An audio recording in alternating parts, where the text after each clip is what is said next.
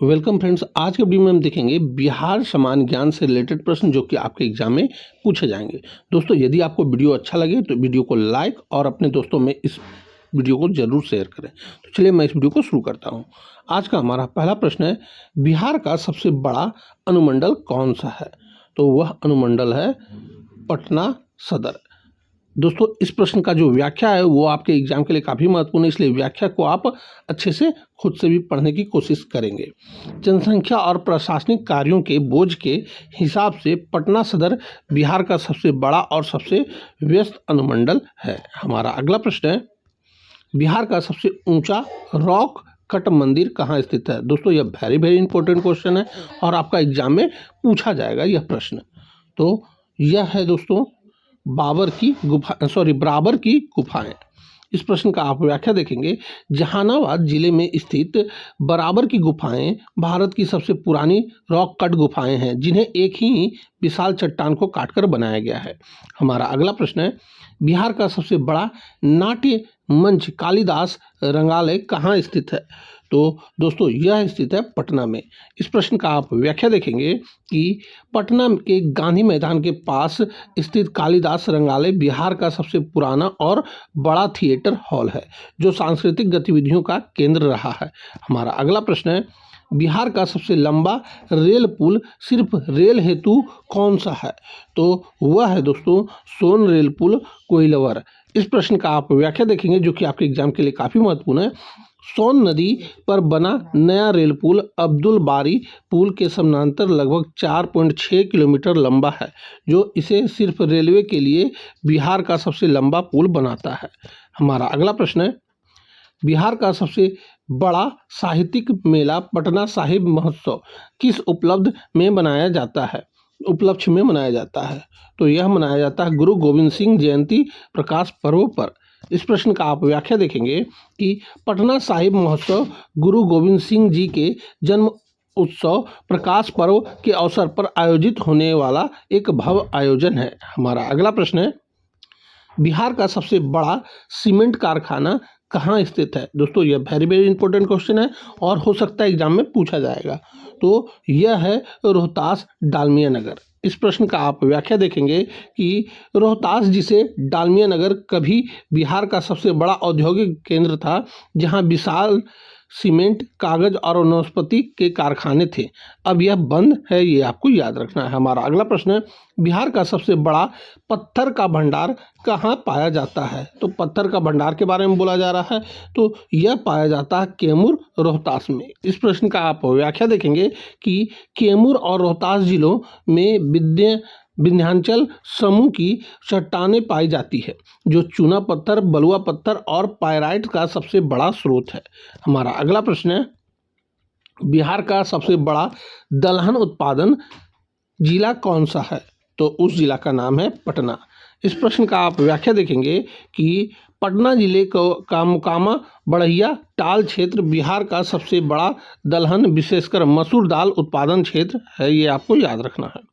हमारा अगला प्रश्न है, बिहार का सबसे बड़ा पश्चिमी बिहार कुशेश्वर स्थान पश्चिमी बिहार किस इस जिले में है? तो दोस्तों, यह स्थित है दरभंगा जिले में। इस प्रश्न का आप व्याख्या देखेंगे कि कुशेश्वर स्थान पश्चिमी बिहार दरभंगा जिले में स्थित है। यह साइबेरियन और मध्य एशिया से आने वाले प्रवासी पक्षियों के लिए एक प्रमुख आश्रय स्थल है, ये आपको याद रखना है। हमारा अगला प्रश्न है, बिहार का सबसे बड़ा खादी मॉल कहाँ खोला गया है? तो बिहार का सबसे बड़ा खादी मॉल खोला गया है पटना में।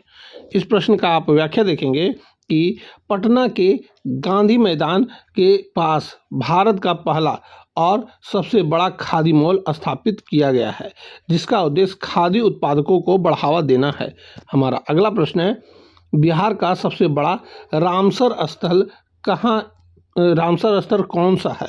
तो वह है दोस्तों कांवर झील। इस प्रश्न का आप व्याख्या देखेंगे कि बेगूसराय की कांवर झील बिहार का पहला और एकमात्र रामसर स्थल है, जिसे अंतर्राष्ट्रीय महत्व की आंध्र भूमि का दर्जा प्राप्त है। यह राज्य का सबसे बड़ा रामसर स्थल भी है, ये आपको याद रखना है। हमारा अगला प्रश्न है, बिहार का सबसे बड़ा सूर्य मंदिर कहाँ स्थित है? तो बिहार का सबसे बड़ा सूर्य मंदिर देव औरंगाबाद में स्थित है। ये आपको याद रखना है। ये वेरी वेरी इंपॉर्टेंट क्वेश्चन है दोस्तों, ये हो सकता है एग्जाम में पूछा जाएगा।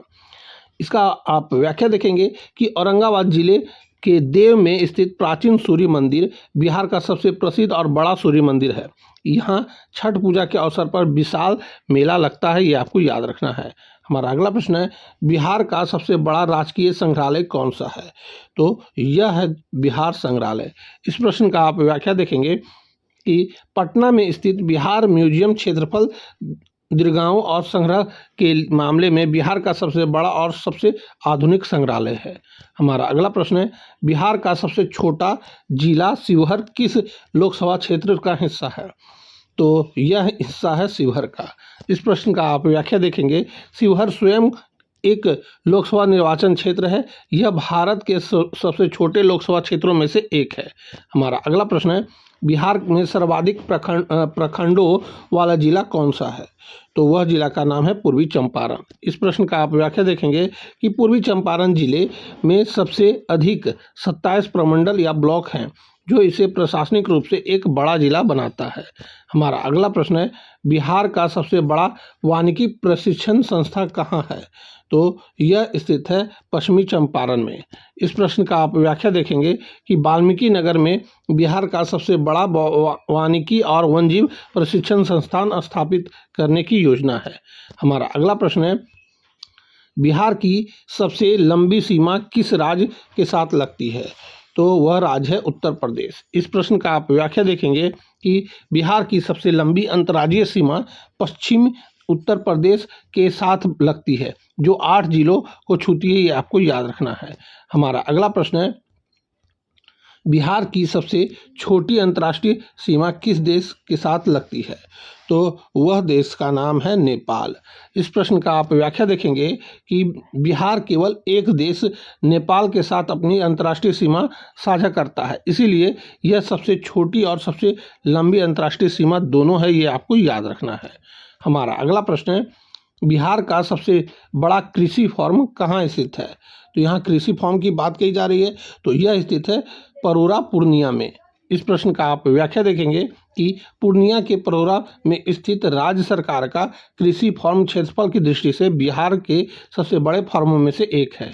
हमारा अगला प्रश्न है, बिहार में सबसे ऊंची प्रतिमा कौन सी है? तो उस प्रतिमा का नाम है महात्मा गांधी की प्रतिमा, गांधी मैदान में है। इस प्रश्न का आप व्याख्या देखेंगे कि पटना के गांधी मैदान में स्थापित महात्मा गांधी की कांस्य प्रतिमा 72 फीट दुनिया की में गांधी जी की सबसे ऊंची प्रतिमाओं में से एक है और बिहार की सबसे ऊंची प्रतिमा है, ये आपको याद रखना है। हमारा अगला प्रश्न है, बिहार का सबसे बड़ा मखाना उत्पादन कौन सा है जिला? तो उस जिला का नाम है, ये सभी में हो जाएंगे, सहरसा, दरभंगा और मधुबनी। ये तीनों जिले मखाना उत्पादन के लिए सर्वाधिक प्रिय हैं। बिहार का मिथिलांचल क्षेत्र, जिसमें दरभंगा, मधुबनी, सहरसा, सुपौल आदि आते हैं, दुनिया का सबसे बड़ा मखाना उत्पादन क्षेत्र है। दिए गए विकल्पों में से सभी उत्तर सही हो जाएंगे। हमारा अगला प्रश्न है, बिहार का सबसे बड़ा जंक्शन पटना जंक्शन किस रेलवे डिवीजन में के अंतर्गत आता है? तो यह आता है दानापुर डिवीजन के अंतर्गत। इस प्रश्न का आप व्याख्या देखेंगे कि पटना जंक्शन पूर्व मध्य रेलवे के दानापुर डिवीजन का हिस्सा है और यह इस डिवीजन का सबसे महत्वपूर्ण स्टेशन है। हमारा अगला प्रश्न है, बिहार का सबसे लंबा मुहाना किस नदी का बनता है? तो उस नदी का नाम है, बिहार में नदियां मुहाना नहीं बनता है, ये आपको याद रखना है। इस प्रश्न का आप व्याख्या देखेंगे, मुहाना वहाँ बनता है जहाँ नदी सीधे समुद्र में मिलती है। क्योंकि बिहार का एक भू अवध राज्य है, यहाँ की नदियाँ या तो गंगा में मिलती है या अन्य सहायक नदियों में, इसलिए वे मुहाना नहीं बनाती, ये आपको याद रखना है। ये सारे के सारे फैक्ट आपके लिए काफ़ी महत्वपूर्ण हैं। अगला प्रश्न है, बिहार का सबसे बड़ा विद्युत लोकोमोटिव रोड कहाँ है? तो यह है गया में। इस प्रश्न का आप व्याख्या देखेंगे कि गया में एक बड़ा इलेक्ट्रिक लोकोमोटिव शेड है जो पूर्व मध्य रेलवे के लिए महत्वपूर्ण है, ये आपको याद रखना है। हमारा अगला प्रश्न है, बिहार का सबसे बड़ा जिला पश्चिमी चंपारण का पुराना नाम क्या है? तो इसका पुराना नाम है चंपारण। इस प्रश्न का आप व्याख्या देखेंगे जो कि आपके एग्जाम के लिए काफ़ी महत्वपूर्ण है। 1972 तक पूर्वी और पश्चिमी चंपारण एक ही जिले थे, जिसे केवल चंपारण के नाम से जाना जाता था। इसका मुख्यालय मोतिहारी था। बाद में इसे 2 जिलों में विभाजित कर दिया गया, पूर्वी चंपारण और पश्चिमी चंपारण। तो दोस्तों यहीं पे हमारा यह वीडियो समाप्त होता है। इस वीडियो में हमने आपको 25 क्वेश्चन बताए जो कि आपके एग्जाम के लिए काफ़ी महत्वपूर्ण थे।